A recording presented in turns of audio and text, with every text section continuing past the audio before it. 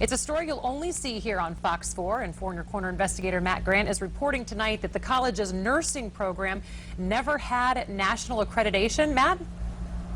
Good evening, Emily. Yeah, we're in front of Edison State College, where one student says the college misled her and left her with little options. I've always wanted to be a nurse since I was a small child. Ashley Blakely wanted to be a nurse so she could help others. But now she says she's the one who needs help. I relocated to Nevada and found I am ineligible for admission into any of the graduate state programs out here because the program lacks national accreditation. For 2 years, Blakely was enrolled in Edison's Bachelor of Science nursing program. But with 8 credits left to get her BSN, she discovered the program lacked a national accreditation. Blakely says 5 grad schools turned her down because they did not recognize Edison's nursing program. It will cost me upwards of $50,000 to complete it the right way. It took an enormous amount of invested time to work to succeed in this program, and it's all wasted. On top of that, she says the school misled her at orientation. They absolutely stood there and said, yes, we are accredited. They lied and they deceived us all. They should have been honest. In a statement, the college tells me they've been made aware of these concerns and are looking into the matter. Edison State College now admitting nursing students were misled about the program's accreditation status. Over the weekend, Foreign Corner investigator Matt Grant broke the story that the nursing program lacked national accreditation. He joins us live with what the college now has to say. Matt? Emily, the college now confirms what we've been hearing, that students were misled into believing the Bachelor of Science in Nursing program was accredited, when in fact it never was. When Ashley Blakely enrolled in Edison's nursing program 2 years ago, her class was assured one thing. They absolutely stood there and said, yes, we are accredited. The problem, a top Edison official confirms, their Bachelor of Science in Nursing program was never accredited, and Edison officials now confirm students were misled, telling us, quote, "We have become aware that nursing students have been given inaccurate information with regards to our accreditation status for our 4-year BSN program." And that mix-up is costing Blakely, who says 5 grad schools turned her down because they wouldn't recognize Edison's nursing school. So, in order to get her master's, she says she'll now have to redo the last 2 years of her life at an accredited program. It will cost me upwards of $50,000 to complete it the right way. The college tells us their nursing program is now on track to become accredited by next spring. In a statement, they say they are working with students who want to transfer to an accredited program and tell us, quote, "We are also in the process of contacting students who have already graduated to offer assistance as they apply to master's programs." While the college is offering to help, the Commission on Collegiate Nursing Education, one of only 2 boards that accredits nursing programs, says this could create all sorts of problems for current students. It's also possible that you might be able to practice in the state that your degree was offered in, depending on what their requirements are from, but that you would not then be able to sit for a licensure exam, perhaps in another state. It's the first day back to school, but Jean Drake is already thinking about graduation and the possibility she'll have to delay it. It is very concerning because if I graduate and can't get into a master's program, I don't have the money to go back and redo this program. Edison's Vice President of Academic Affairs, Steve Atkins, confirms the nursing school's lack of accreditation will hurt students applying to grad schools in and out of state. Is this acceptable?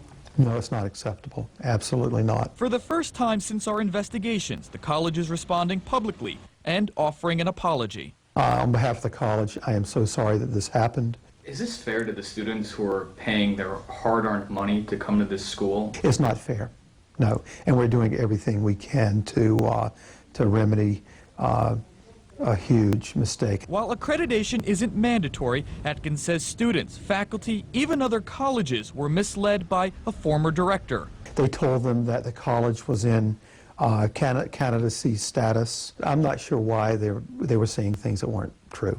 I really don't have a good answer. Atkins says the BSN program is on track to be accredited by next spring, but even so, it won't be retroactive. And again, it's a mistake that we consider absolutely inexcusable. We're on Edison's campus looking for this man, Dr. Kenneth Walker, because of something he told us last week. If a student says that, that he or she has sought admission to a master's degree program, we would like to see a copy of the rejection letter. Well, we've got that documentation. Former nursing student Ashley Blakely sending us emails from 2 grad schools that rejected her because they won't recognize Edison's BSN nursing program. It took an enormous amount of invested time to work to succeed in this program, and it's all wasted. Wasted because, as we first exposed, the BSN program was never accredited, a key requirement for many grad schools. Take a look. In this email to the University of Nevada, Reno, Blakely writes, "So I am correct in understanding that my regionally accredited BSN degree does not meet the admission requirements." The university's response: "Yes, that is correct. I'm sorry that we are unable to accept your regional accreditation." Last week, Walker told us he wasn't aware of any nursing students having trouble getting into graduate schools. To my knowledge, we have not received any information like that or any claims like that.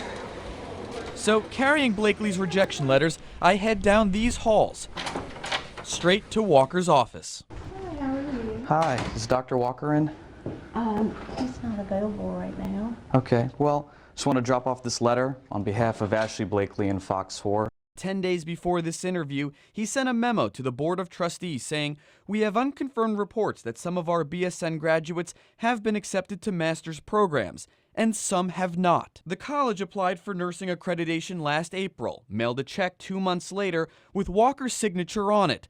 But Walker claims he didn't find out about the accreditation issue until mid-August. The college's legal team isn't buying it, saying there is ample evidence Walker knew about the issue a month or 2 before he ever told the Board of Trustees, saying he either failed to inform the board or failed to comprehend the problem. When Edison nursing student Ashley Blakely told us several grad schools rejected her because Edison's BSN program lacked national accreditation, the college downplayed her situation. At this time, it's been very limited in terms of students who have not been accepted to their graduate school of choice. To prove their point, Edison officials sent us a list of 16 grad schools, schools they say have confirmed would have no problems accepting Edison's nursing graduates. But one school on Edison's list, Graceland University in Missouri, says that's not true. If a student's graduating from Edison State College, their program is not accredited, would you accept one of their students? No. That's because in order to get into Graceland's master's program, you need a degree from a nationally accredited nursing program, and Edison's is not. I mean, I don't know where they got that information, because, like I said, they couldn't say who they had talked with, so I can't verify that they actually even did talk with somebody. Nor could we. We asked Edison for any email correspondence with Graceland.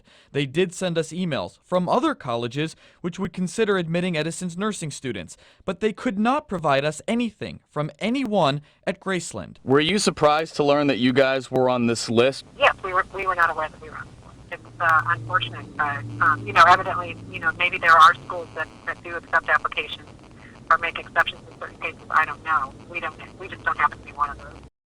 We got our hands on this letter, dated November 2nd, 2010. It's from the Dean of Professional and Technical Studies, William Rochon, and sent to the college's nursing students. In it, Rochon writes, "Over the next few months, we fully expect that our RN to BSN will be accredited." But that wasn't true. In fact, at the time, the nursing program never even submitted an application for accreditation. That wouldn't happen for another 5 months, and college officials now say the earliest the Bachelor of Science in Nursing program could be accredited is next spring, more than a year after this letter was written. But it doesn't stop there. Rochon also assured graduates they would be eligible to apply and be accepted into master's level programs. And it's all wasted. But Ashley Blakely tells us that also isn't true. She plans to sue the college after she says multiple grad schools rejected her. Elaine Young is one of 700 students on Edison State's Hendry Glades campus, operating out of this converted Christian school in LaBelle. She knows her academic subjects, but when the subject turns to who's running the campus... Did you know about this? No, I did not until you told me. Edison administrators informed faculty just this week that Bill Rochon is now the interim dean in LaBelle, even though the college is still investigating him for his role in an illegal course swapping scandal to boost graduation rates. Rochon had been on paid suspension for the past 6 weeks when the school suddenly put him in charge of this campus. It's not acceptable. He should not be acting as any interim dean or any dean at all. Even though you pay Rochon's $120,000 salary, the college won't say why he was brought back, only saying they won't comment on personnel matters and telling us simply, "We are happy to have Dean Rochon at the Henry Glade Center." And then just on But students like Elaine are unhappy, considering Rochon is accused of misleading nursing students on the Fort Myers campus about their program's accreditation status. if he's misled one group of students, how do we know he's not doing that in other areas? He should remain on suspension, unpaid suspension. He doesn't have the villagers with torches at his house. It's not like that. But people are determined that things have to change, and they will. Board Vice Chairman David Klein talking about President Ken Walker and the pressure he's feeling from the faculty. Was hiring Dr. Browder a mistake? Well, I don't really know the man that well, but apparently it was. But an even bigger mistake, he says, was letting the board's signature be rubber stamped on contracts he never even saw. Your stamp is on this. Can you see where some of the taxpayers might say, how do they not know what's going on, or how did they approve this? Oh, I got plenty of emails saying, what were you looking at? Were you doing anything? And I have to agree with them. You know, we looked at things, and we thought it was okay, because no one ever protested. But they are protesting now, faculty furious over high-priced salaries, something Klein says needs to be investigated. Not just salaries. I want to know where every dollar's going, where it is. Next time somebody's hired for $250,000 or whatever, we need to know that. And Klein says moving forward, the board needs to be more hands-on. What do you say to people who say the Board of Trustees is just too complacent and they're not doing enough oversight? I would say I'm going to have to agree. Dr. David Klein resigned at the height of our investigation several months ago, and Edison's recent admission that students were allowed to take easier classes just to pump up the school's graduation rate doesn't surprise him. David Klein's backyard garden is a far cry from the thorny scandal he faced on the Board of Trustees. New allegations that students are getting degrees that they haven't earned. When you start hearing about degrees that are just being ground out, then you start to worry. That was back in March. 4 months later, Edison administrators admit the illegal course swapping took place to boost graduation rates. It's just another slap, another black eye that's going to have to be fixed. As vice chair, Klein was second in command on the board overseeing Edison. So where was the oversight? Could you understand why people might think you guys are at the top and so disconnected from what's going on with the rest of the college? And I think disconnect is a proper word, and I think that it's going to have to be reconnected. Klein admits he should have asked more questions and paid better attention. I just went to the meetings, I raised my hand, I said, yes, yes, I, and I would leave and go back to my day job. The job's going to have to be more of a job than just some fun you have every month. 7 months before Edison State College made its course swapping scandal public, the college was warned by a top official. So why did it take so long for action to be taken? 4 in Your Corner's Matt Grant live in the newsroom tonight to break down the timeline for us. Matt? Amy, here it is. This is the memo Vice President of Academic Affairs Steve Atkins sent to Dr. James Browder on December 2nd. In it, he blows the whistle on rampant course swapping, warning the college is letting students take easier classes like theater and photography instead of banking and accounting, just so they'd be able to graduate. In the letter, Atkins calls this practice blatant and egregious and illegal, calling it clear violations of the college's accreditation SACs and Florida statutes. So how come it took them 7 months to tell you there was a problem? Well, the college says they started investigating the next day. By January, they changed their course swapping policies. And in March, they notified the group which handles the college's accreditations and were told this needs to be straightened out by this fall. But we still don't know why it took so long for the college to tell you, the taxpayers, there was a problem. Inside the building, bearing Dr. Walker's name, faculty members from all 3 campuses demanded his resignation. We cannot function like this any longer. I mean, nothing is working. We are paralyzed. Paralyzed after Walker asked the Board of Trustees to fire Vice President of Academic Affairs Steve Atkins for insubordination. I think faculty stand by Dr. Atkins 100%. Dr. Atkins did what he had to do because he saw violations that needed to be reported. We wanted to know what Dr. Walker had to say. Okay, so no statement or response from the college? But a college spokesperson declined to comment and told us Walker would not be available for an interview. Tonight, Edison State College's reputation in the hands of a special group that's now on campus. That group is with an organization that may sound unfamiliar to you, the Southern Association of Colleges and Schools, or SACS for short. And keeping its SACS accreditation is crucial to the school's future. 4 in Your Corner's Matt Grant asking the group's vice president how Edison's string of scandals might affect the outcome. Given the chaos that surrounds the college right now, is their reaccreditation in jeopardy? I can't answer that. Uncertainty about the future of Edison, which is still reeling from nonstop scandals. The Commission on Colleges is very aware of all the issues. Issues like misleading nursing students, inaccurately telling them in this letter their program was about to be accredited. It never was. And that appears to violate a major SACS requirement, which says recruitment materials and presentations must accurately represent the institution's practices and policies. Is the nursing accreditation scandal going to weigh in on any of your decisions? There are principles that relate to recruitment materials, and they look at all of that as a totality. Another SACS requirement is proof the school is operating with integrity. Based on what you know about the nursing accreditation scandal, does that jibe with the integrity principle? I can't comment on that. Changing faces at a college in crisis. The governor making immediate replacements on the Edison Board of Trustees, appointing Brian Chapman Jr. of Cape Coral, Marjorie Starnes Bellotti of Fort Myers, Eddie Webb III of Punta Gorda, and FGCU professor Pamela C. of Port Charlotte. She's been talking exclusively with 4 in Your Corner's Matt Grant. Matt? Patrick, as soon as this broke, I got Pamela C. on the phone, and she told me it's time to hold the college president, Ken Walker, accountable for the school's scandals. If I were his professor and I was looking at him for his administrative skills in an administrative class, he'd be somewhere hovering at a D. I asked if a D is acceptable for the school's top administrator. If your major is administration, no. Pamela C. says nothing's off the table, including firing the college's president. If faculty and students want Dr. Walker gone, is that something you will take into consideration? Absolutely. Over the last year, the college has been rocked by a series of scandals, including an expensive revolving door of firings, reassignments, and resignations. When you have that kind of activity at a high level in any organization, that's an indication that there's something amiss. And C tells me cleaning up the college is her first priority. Whatever needs to happen will happen, perhaps tomorrow. What could happen tomorrow? Course correction. Edison State College's accreditation is on the line. Officials with the Southern Association of Colleges and Schools, or SACS, laying out their findings, things the college must fix in order to keep its accreditation. 4 in Your Corner's Matt Grant was at the meeting and joins us live with what they found. Matt?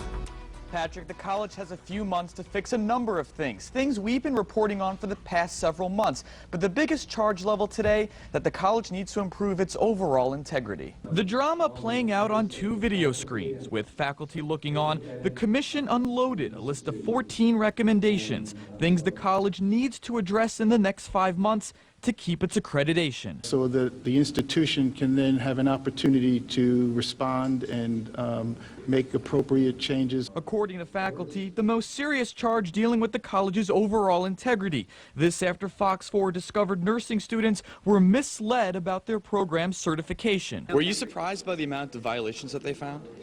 Not really. I think the violations that they found were violations that we knew we had some weak areas. You can expect by the highest paid president in this state. Please terminate Dr. Walker's association with this institution. After repeated calls for Dr. Walker to step down, the college's president made this announcement. I'm willing to propose at the next board meeting changes to my succession plan that would include an earlier date for my retirement. That retirement was supposed to be in 2014, after a year-long paid sabbatical. So when does he plan to leave now? Do you know when that might be? That's all I can say at this time. Sometime in the next year, or what are you thinking? No further comment on that. Walker isn't announcing his end date yet, but he says a barrage of negative attention has taken its toll on him, his family, and the college. It's my desire to see that this kind of acrimony that's existed come to an end. Some students speculate Walker's announcement is meant to head off attempts by the board to fire him. Unfortunately, we've come to a point where allowing him to resign rather than being terminated is unfortunately not an option we should be exploring. I think he understands that what we might need is a change of direction, a change of course. A change of course, Walker says, has nothing to do with the changes on the board. So the idea that the board would ask you to step down, you never thought of that? No. In my mind, there would be no cause for that. Two major shakeups at Edison State College tonight. The president is on leave. Another top administrator given the pink slip. Where in the world did it happen that we were paying a president this much? It is not a good idea. Some estimates put Walker's salary and benefits package around $700,000, and even now he's getting $17 grand every 2 weeks to stay home on leave. What do you say to taxpayers who are upset that he's still making more than $17,000 every other week? I'm a taxpayer too, and it makes me angry. President of Edison State College fired tonight. The Board of Trustees making it official this evening after a string of scandals during Ken Walker's tenure threatened the school's accreditation and reputation. Embattled Edison President Ken Walker had a plan in place 6 months before he was canned, ensuring he'd walk away with a big paycheck. 4 in Your Corner's Matt Grant live in the studio with how much this is going to cost taxpayers. Matt? Yeah, well, I just got my hands on this memo showing Walker may have had a secret strategy in case the Board of Trustees tried to fire him. Voluntary reduction. To cut back protest over his high-priced payday, Dr. Ken Walker offered to take a voluntary pay cut back in June, a nearly $180,000 concession. But according to this memo we obtained, that pay cut came with strings attached. When I saw that memo, I thought, you've got to be kidding. 2 days before Walker announced his salary reduction, he sent this memo, dated June 15th, to the college's VP of Financial Services, saying, quote, an involuntary termination of employment will result in the restoration and payment of any wage reductions. Meaning, if Walker was ever fired, that voluntary pay cut he took would be invalid. This was to be a reduction in his pay, and that this money was supposed to come back into what should have been the general fund. And reading the memo, that's not it. That's not it at all. What do you make of that? I mean, what do you think? What do I think of that? I am appalled.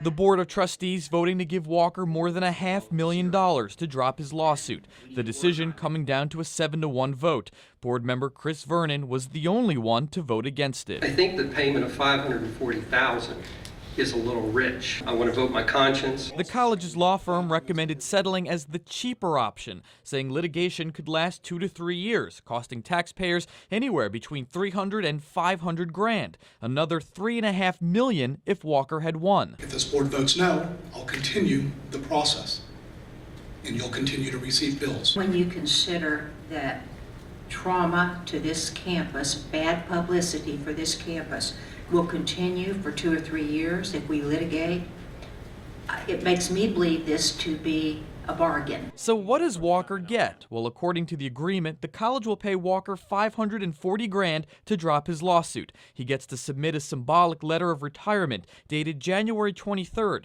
the day he was fired, and future legal battles end. And ends the Walker era. It's unfortunate that he's going to pull in another $500,000, and I scratch my head and wonder, shouldn't he be paying the college? A shocking new report showing Ken Walker interfered in 2 independent investigations. Since 2005, inappropriate substitutions were provided students. In the midst of a course-swapping scandal last July, they hired a consulting firm to conduct an audit. That investigation revealed what auditors called a culture of fear at the college. But that line never made it into the final report. Why? the college's law firm discovered Walker improperly interfered by asking auditors not to use the word fear and asking them to instead refer to a lack of communication. In an email, Walker seems to even offer them a job if the report turns out the way he wants, writing, quote, "I am pleased to learn that ACRO can provide interim registrar services. We will discuss the possibility of this and make a decision sometime after we review your report." When we first reported on Walker's salary last year, it hit a nerve with students and staff. Don't let him take any more money from us. A state audit later found Walker's compensation was the highest of any public college president in the state of Florida, questioning how reasonable it really was. Motion carried. Which is why the Board of Trustees voted to pay the next president much less. The methodology presented is both reasonable and fiscally prudent. Here's the side-by-side comparison. According to the audit, Walker's base salary was $322,000. The next president will make somewhere between $211,000 and $316,000. With benefits, Walker made $837,000. The next president will make with benefits between $270,000 and $405,000, which is more in line with the state average. I think it's trying to send a message that the board this time is paying a lot more attention. Unanimous. Thank you very much. And with that, Albritton becomes Edison's fourth president in 50 years. I think he is new, he is fresh, he has some experience with the local level the other candidates didn't have. Well, I think the board made a good choice, and I think all their reasons were really valid ones, and I think we're just excited to have a new president. But not everyone's excited. 2 weeks ago, a faculty member expressed concern, calling Albritton's association with Edison a double-edged sword. I just think it would kind of look bad if we went back to leadership that we had before when we had the opportunity to go forward in a clean slate. But Albritton says he can move forward with a clean slate and wants to hire an internal auditor to track spending while emphasizing accountability. How would you respond to faculty members who have concerns that your ties to the college aren't plus? I'd say just watch me. I understand the concerns. We'll prove to them that this is a new day. The college is going to offer Jeffrey Albritton a starting salary of almost $264,000 with a $12,000 yearly car allowance and a $73,000 benefits package, bringing his total compensation to $349,728. Now, we did the math, and Albritton will be making almost $500,000 less than Dr. Walker. Dr. Cheryl Turton isn't shy about speaking out. And culture of fear so deep, I'm shaking. Last fall, Turton told the Board of Trustees she was afraid to come to work after she says she was reassigned for speaking out about the nursing program's lack of accreditation. I was vocal about it a number of times throughout my employment. I often asked why we weren't making any progress on these things. But while Turton raised questions about the nursing program, she says her boss, interim nursing director Denise McNulty, created a hostile work environment. Last April, Turton got this memo from McNulty saying her contract would be shortened by 2 months and her pay reduced from $72,000 a year to $53,000. It just came over time that seemed to be taken as a problem, that I was a problem employee. 4 months later, she threatened to file a grievance against McNulty. And the next day, Turton was reassigned to the Charlotte campus. Because she could not tell me why she reassigned me, I said, this feels like punishment and retaliation. The faculty union agreed, writing, because Dr. Turton has been a whistleblower, she is now being treated to retaliatory actions. I had to totally vacate my office on campus. I had to only teach online. Now she says the college told her her contract won't be renewed. I felt that the more that I spoke out each time, more bad things would happen. The message that you receive is just to keep quiet, do your job, and not say anything. One of the biggest problems that Edison has, and unfortunately may continue to suffer through, is a lack of transparency. Off camera, several faculty say she was right and feel the college is trying to stop them from voicing concerns. They point to this email sent by interim president Dudley Goodlett. In it, he writes, "We anticipate strong media coverage over the next year," and points them to this campus policy, which states, any employee who receives an inquiry from a writer, reporter, or other member of the media should transfer the call to the Director of Communications and Marketing, meaning the college's PR department. Goodlett says this should guide any and all contact with the media. Well, I think that's disturbing. I'm also concerned that the First Amendment rights are trying to be trumped by a college operating procedure. This professor only agreeing to talk with us if we disguised their voice. They're trying to eliminate the bad press, what they consider the bad press. When faculty talk, they don't like some of the things that they're saying. We asked the college about the policy. In a statement, we're told, when faculty and staff speak to the media in their capacity as college representatives, the communication has to be coordinated with the marketing department. Coordinating these efforts at a district level allows us to capitalize on positive media exposure. I think they're tired of the bad publicity, and they're hoping if they have some control over what people say that maybe those bad things won't be coming out.